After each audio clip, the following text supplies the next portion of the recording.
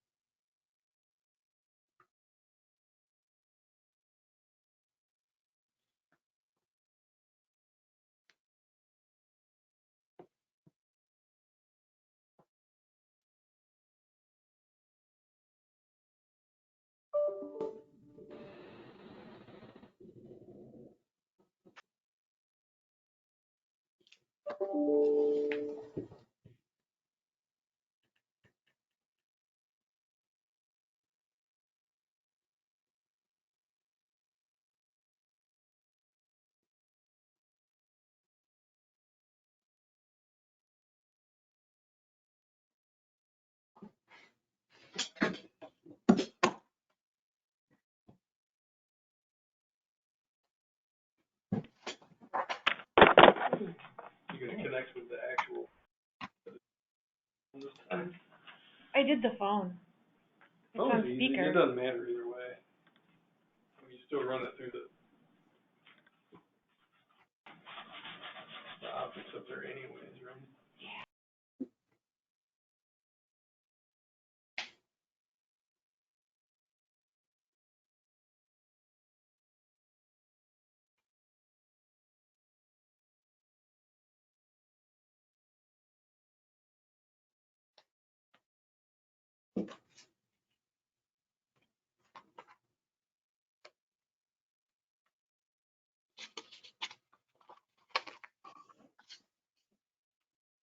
Well, Scott, it looks like we got the states back, and I think the people who are the engineering committee folks back. So I'm not sure, I think it looks like pretty much the same crowd. So I'll just turn it to you for no need to do introductions again, and we'll just let you fire away.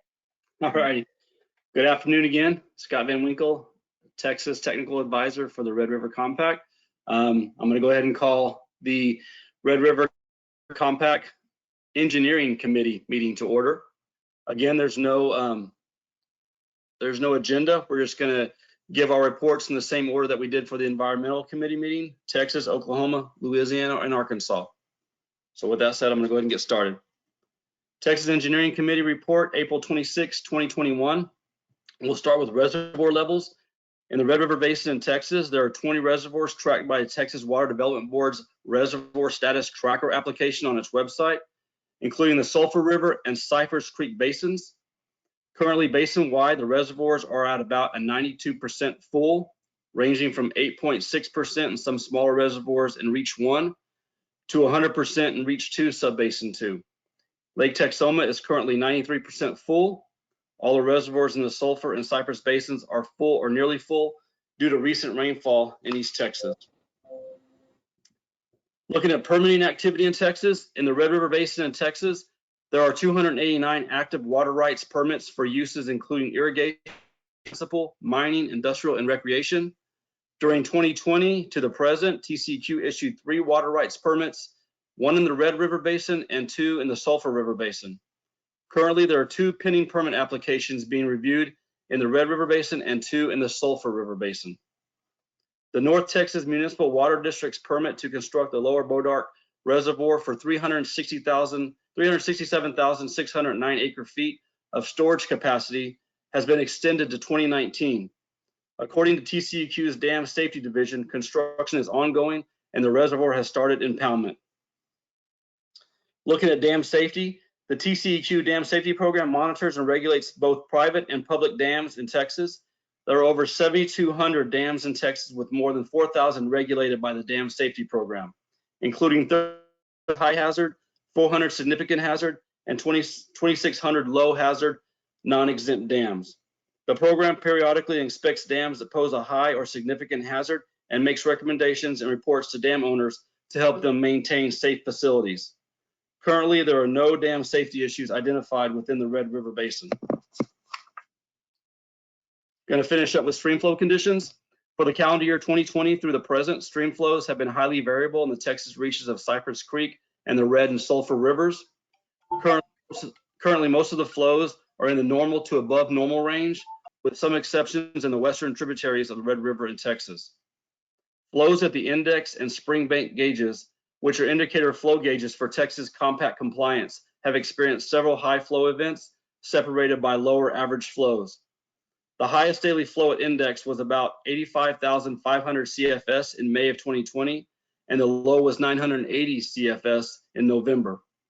At the spring bank gauge, the peak was 112,000 CFS in May of 2020, with a minimum of 2,790 CFS also in November. And that concludes the Texas Engineering Report.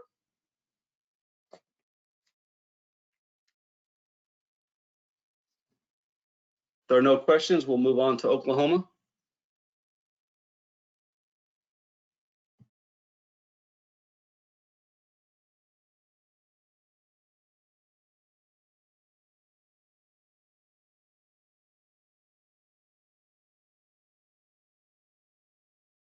Yeah, this is Johannes with the state of Oklahoma.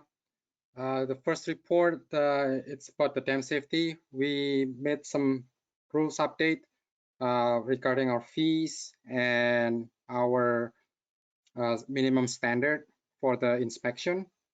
We also apply for high hazard potential dam grants from FEMA since 2019. We selected on 2019 grants, we selected 2 sub-applicants, and we have another 2 sub-applicants for FY 2020. On the floodplain side, we the state bill, Senate Bill 1269 was approved to create a flood plan. That's going to be the first statewide flood plan for the state. We're going to build the flood plan in conjunction with the Oklahoma Comprehensive Water Plan. We receive we are applying for grants through FEMA, hazard mitigation grant programs, and BRIC, and also using the CDP GDR through HUD. On the well drillers programs, we also made some rule changes last year to put some waiver for low income, and also we update the geothermal drill. That would be all for the state of Oklahoma. Thank you, Johannes. Any questions for Oklahoma? If not, we'll move on to Louisiana. Hey, this is Ed Knight again. Louisiana had a pretty busy year with a record-breaking 5 hurricanes making impact to our coast. The strongest of those being Laura, which was a Category 4. That was on August 27th, and right near Cameron. which sustained winds of 150 miles per hour, making it the strongest hurricane in terms of the wind speed that has hit Louisiana since the late 1800s, middle 1800s, 1856 or so. So the 5 storms that hit were Cristobal, Marco, Laura, Delta, and Zeta.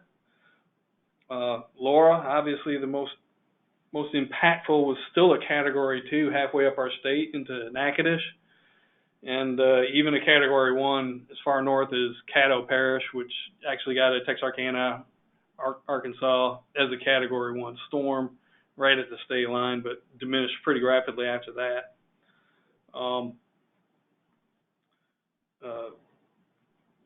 The coastal storm surge for Laura in Cameron, Louisiana was nothing less than devastating. The eye of Laura passed just to the east of Lake Charles as well, which had tremendous impacts there because of the speed.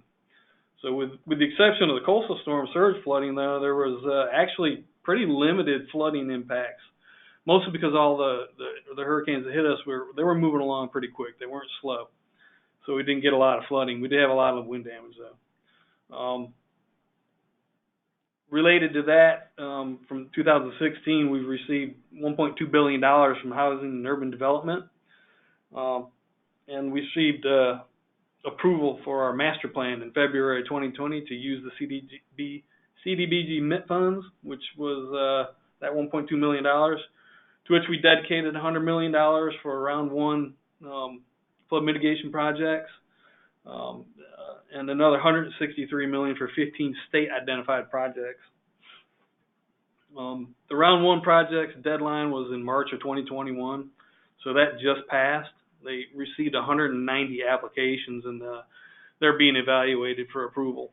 Once they're approved, the projects, obviously there being so many of them, they'll have to be scored for prioritization with the $100 million that's available to fund them.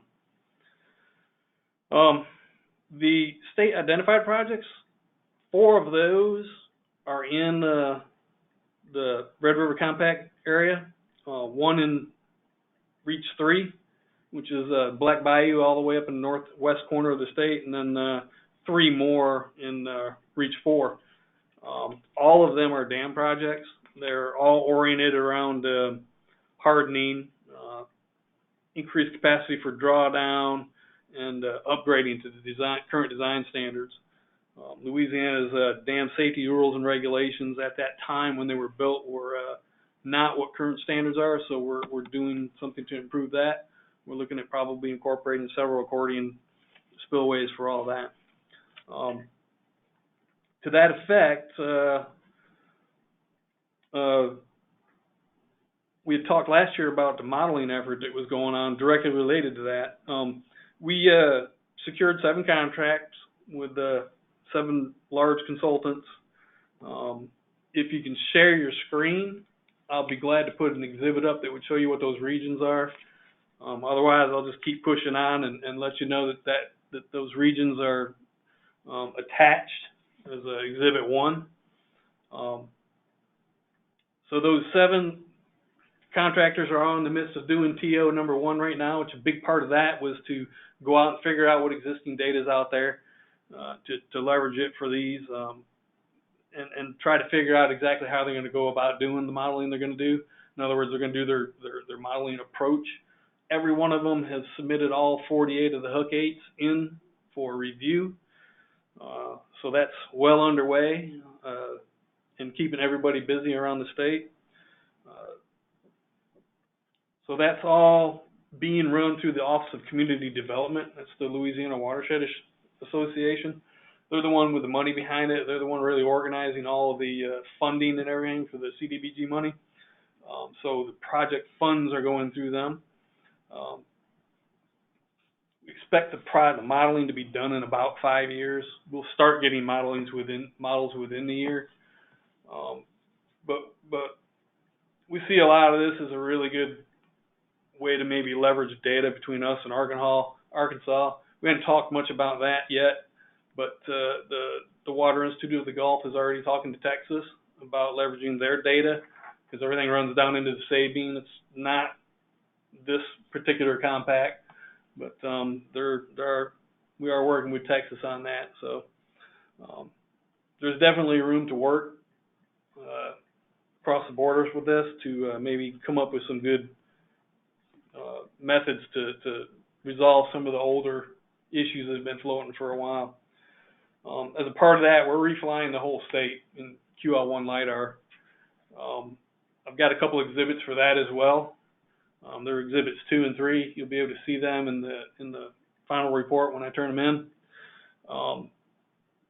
A big part of the state's already in and up and flown and being processed, or even in the process of being accepted into the USGS 3DEP program.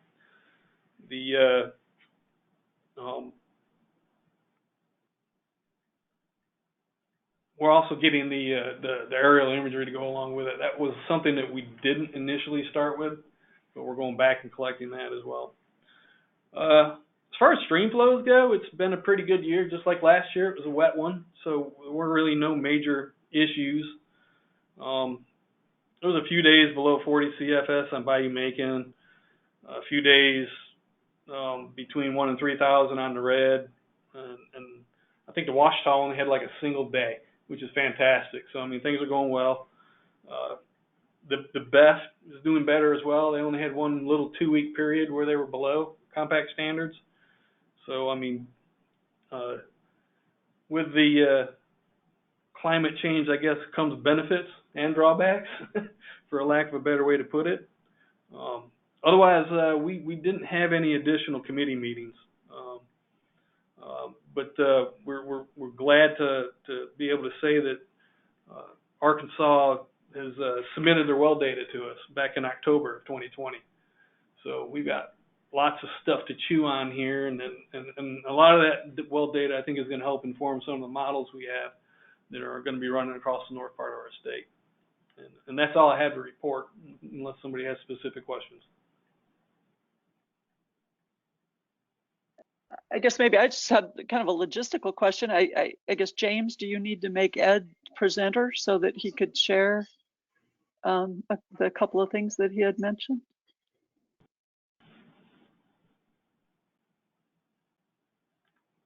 I noticed down on the bottom of my screen anyway, the share screen is grayed out. Yeah, there you go. Yeah, you should be able to do it there. Yeah, very nice. Perfect. Yeah, those are the 7 watersheds. 1, 2, and 3 obviously are across the top. 4, 5, 6, 7 on the bottom down here. They're held up a little bit. Let me change so you can see my hand a little bit better. These zones through here, we're still working out approaches to get them ironed out really well because of they're what we're calling the transition zones, kind of coastal and inland. So it requires some unique modeling methodologies. And we're still chewing on that, but zones 1, 2, and 3, and a couple of them up here in 7 that don't really have a coastal impact are all approaches are in and getting ready to go. We're having 2 tiers, or well, 2 series. We're doing half of them right now, 24 of them, and then we're going to have another 24 coming in months following that. So these are the zones. I think this is Atkins, Friesen Nichols, Wood, Fenstermaker, HDR, Michael Baker International, and then Dewberry is doing these regions. They're all pretty well motivated and want to get busy, so that's going all very well. The other exhibits that I have, these are the statuses of the Lidar flights, Lidar acquisition. Starting up here at the top, I mean, I could talk about this all day long, but the pink is where the acquisition is complete and actually accepted into USGS. So you can go up to USGS and get that right now, as well as block this pink over here. They're both up in there. A lot of them have already completed their acquisition, as you can see down through here. They're just in various modes of whether or not they're actually processing it, or they're in for QA/QC or whatnot. My last exhibit is a little bit deeper, gets into the northeast part of the state, where it starts talking about the individual pieces of it. Obviously, this is a Lidar collection. It's complete up there. the calibration of all the LiDAR, it was done. The classification status, I'm not even sure, to be honest, what that means, but the 2D status complete and the 3D collection status all complete. So these are the other pieces of the puzzle in here. These were flown by others. I think NRCS flew a bunch of stuff. We had other agencies flying as well, so we're in the process of mixing it all up and getting it put into USGS.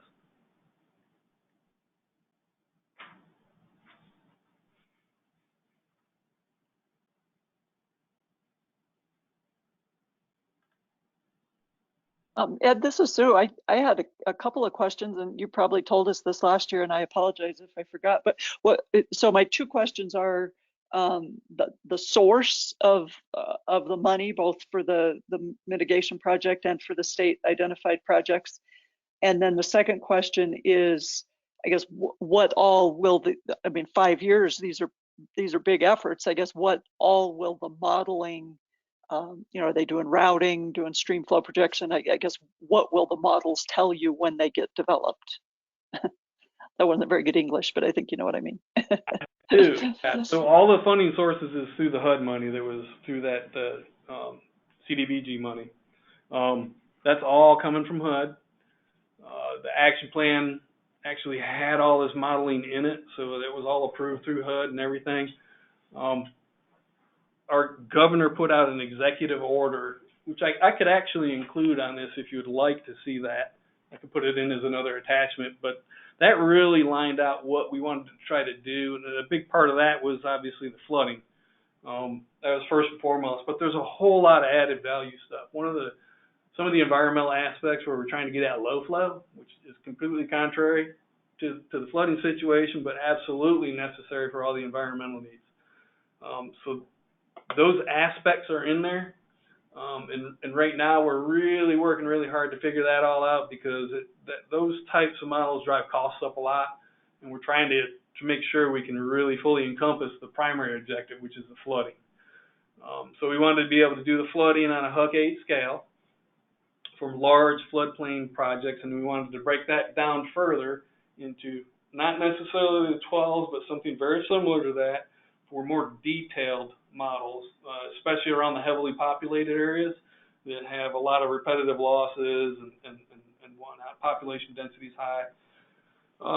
Purpose of that is to be able to keep these models alive. So when we see a lot of development in an area, what we're doing is trying to incorporate these models into the permitting process. That's one thing that the Watershed Initiative is working really hard to try to figure out how to do. We tested it out with the AMEET model. That was that pink model. Let me see if I can pull that up real quick. Right here. That one actually was done. And a couple of companies who work with the parishes actually captured that model and decided they wanted to start running with it and turned it into their permitting model, which is exactly what we want all of these to do statewide. To do that, you got to get into a little more detail, and that big model has to be broken into like 10 different ones or more. This depends on the watershed, of course.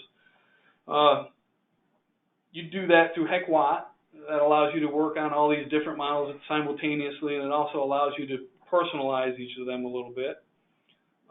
And we used MetView to put storms on it for the storms that we use for the design storms.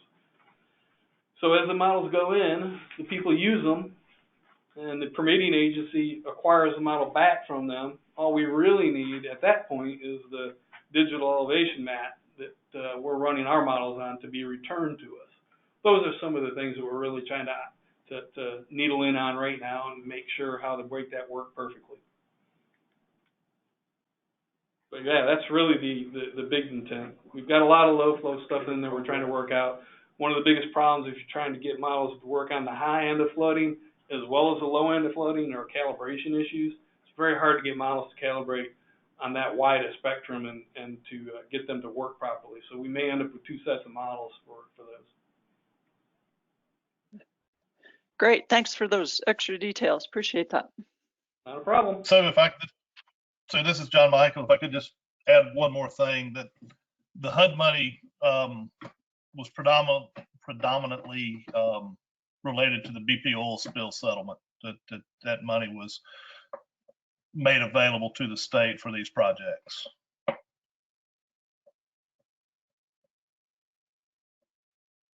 Great, thanks for that clarification.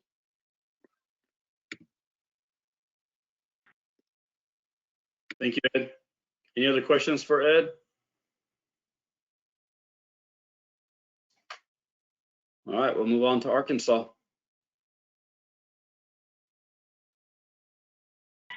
Sure, and if, James, if you can do the same thing you did with Ed and share my screen, I can.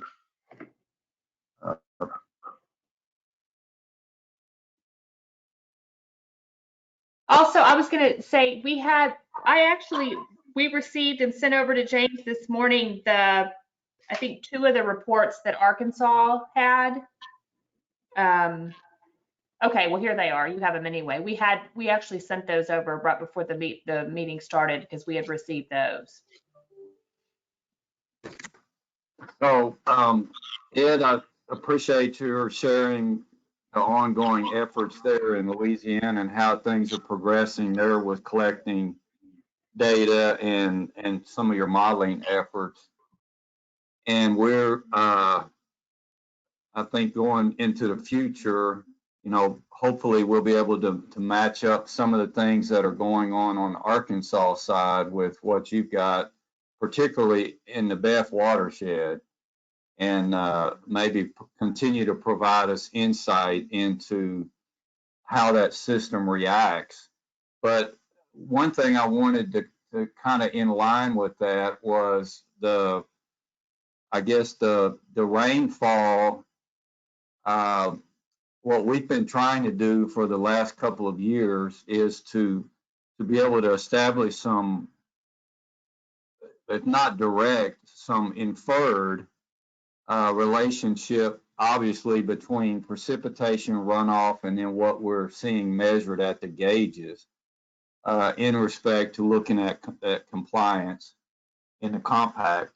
And so one of the things that we've been doing is looking at the upstream gauge in Arkansas on the Beth at Eudora, and then looking at the corresponding gauge down at the state line. And initially, the idea was to make certain that we're not having any significant loss between the upstream gauge and down at the state line.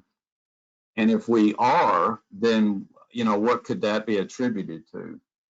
With the last couple of years, with really rain at the right time, and not having any long durations of no precipitation like we had, you know, many years ago, Ed, when we were when the Beth was just dry pretty much for months on end. This year, or 2020, was pretty much the stream flow was above 40 CFS at the state line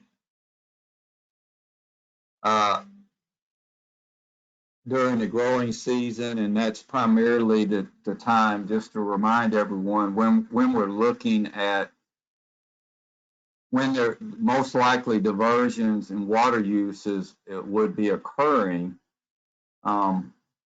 would be in the growing season. And so this chart here shows that we did have some durations of when the flow was less than 40 CFS at the state boundary. And these are the durations of consecutive days. But what happens is we continue to see the hydrograph of the Beth is whatever runoff there is, it flushes through the system, the flow gets back down, and then when you have rain, the runoff occurs quickly, and that's consistent with what we observed this year with what we've more or less categorized and characterized the whole watershed, which is that back when the Corps was working, you know, they had plumbed the system to more or less drain so that they could increase agriculture production throughout the watershed. The reason, you know, we're concerned with when there's 7 consecutive days, because in the compact, it speaks to weekly runoff. And so that's what we've been tracking the last couple of years, are do we have any periods during the growing season or when we would expect any diversion to be taking place? And do we have, if we have 7-day durations, are those reoccurring, and how often are they occurring? And so for the last couple of years, we haven't really observed any 7 consecutive day durations when the flow was 40 CFS or less. Like I say, from last year, we had some 5-day durations where the average flow you can see here of the 5 days was, you know, a little bit higher in May. But what this, at the end of these 5 days, you know, the flow was back up the next day to over 40 CFS. And here's just, you can kind of look at the daily average through the year, and you can see here when we were looking at these durations, when the flow was below 40 CFS corresponds with the table here. And it also corresponds, these periods also correspond directly to when we had a deficit or below average monthly precipitation as reported at Eudora. So our strategy still continues to be to compare weekly runoff or estimated with a very simple arithmetic, you know, formula that we admit we don't want to try to use that to say that, okay, for this particular week, that here's an accurate representation. But if we use that estimator and walk through the entire year and then compare that with, you know, the estimated or estimated runoff, weekly runoff, and compare that to measured flow, then we can more or less look at and see what periods of time do we see that we have some type of correlation and overlap. And for last year, as you can see, we didn't really have, even using the simple formula, which I think will overestimate runoff, we didn't have any periods really of any consequence at all where we had you know, the estimated runoff was the measured flow was less than the estimated runoff.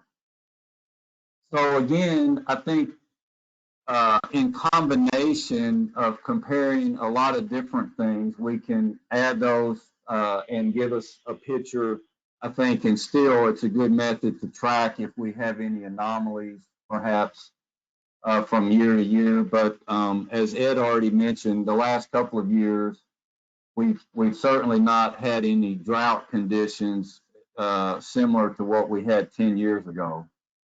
And so, you know, the correlations, I think, are matching up well with what we would expect given the available precipitation data and what we have measured at the gauges. The other thing I would mention is there's a map project that was initiated by Mississippi, but it's a USGS, Mississippi, basically a project dealing with the lower Mississippi basin. And part of that, they have flown last year some aerial reconnaissance to where they could do some ground penetrating radar to look at particularly the BEF and essentially what the underlying geology and strata looks like, with the idea of being able to better predict and what communication there might be between surface and groundwater interaction. So I think they are continuing that effort. They still are receiving funding, and essentially we have Arkansas, we've been able to benefit from the overall effort that USGS is getting, I guess, internal funding to continue a lot of the effort associated with the larger projects. So we've been able to benefit on the Arkansas side to get some of that data. So I think, Ed, that will match up nicely going forward when you guys get some of your modeling done on the lower side. We can compare that,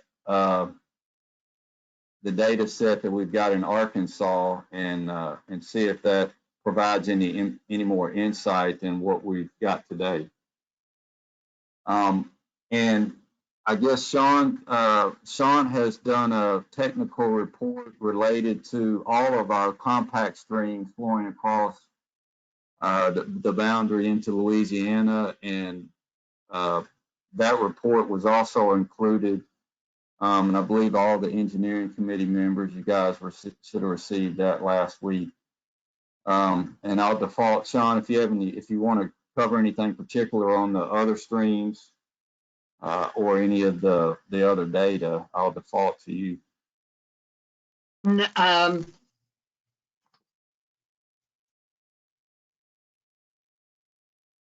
Well, just to back up what Ed said, Arkansas was impacted by 4 of the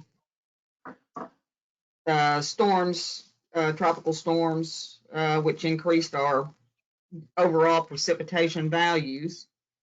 For the Ouachita River, the gauge at Felsenthal, which is the one that we have to use for the compact, was down from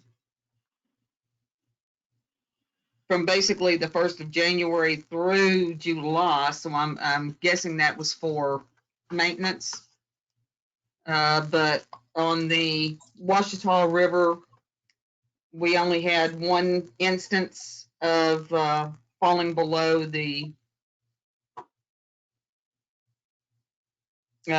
required amount, which is 780 cubic feet per second. Bayou Bartholomew, we didn't have anything where we fell below. On the Beth, we had a couple of times during the growing season that we fell below the 40 CFS, but 7 consecutive days. I think we ended up having some rain, which broke up the 7 consecutive days, with the exception of November. And also with the Bio-Macon, it was the same situation where we had some 7 consecutive days, but those were outside of the growing season. To emphasize what you were saying about utilizing the 2 gauges on the Beth, the one at Eudora and the one at State Line, and making comparisons, the one at State Line has a tendency not to show the lower flows. It shows a null value. And the same thing with flows that are above average. So there's some concern that someone from the public could possibly look at those gauges and see that there is a null value and make the assumption that that is a 0 flow. And that's another reason for making the comparisons between the Eudora gauge and State Line gauge. Looking at the stage itself and adjusting for the null values at both, then the pattern falls out and specifically shows that there's a correlation between the 2, and that, you know, there doesn't seem to be anything untimely occurring within that 12-mile stretch. It will bear out when we start seeing drought, which I'm sure we're going to see. There's no way around it. I wish we could, but it will be a good way for us to monitor utilizing both of the gauges to get a better idea of what is going on. And other than that, if there's any questions. Okay, thanks, Sean. And I think that's a good point on the null values. I think that it's just a case of falling outside of the rating curve, perhaps. But Scott, that concludes our report, and if there are any questions, we'll be glad to answer them. Thank you, Ken. Thank you, Sean. Any questions for Ken or Sean?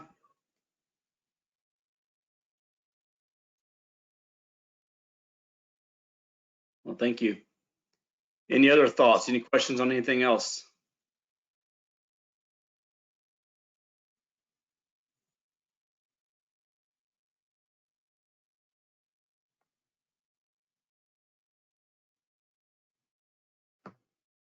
Okay.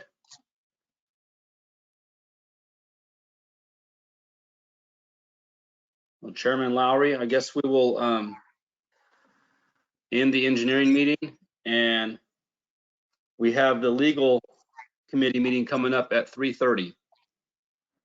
So again, once again, we'll go ahead. Go ahead. I'm sorry. Oh, I was just going to say that sounds great, Scott. I think everybody can Okay. probably go get a cup of iced tea or whatever, and we'll be back at the bottom of the hour. All righty. See you all in the next meeting. Okay, thanks everybody. Thank you.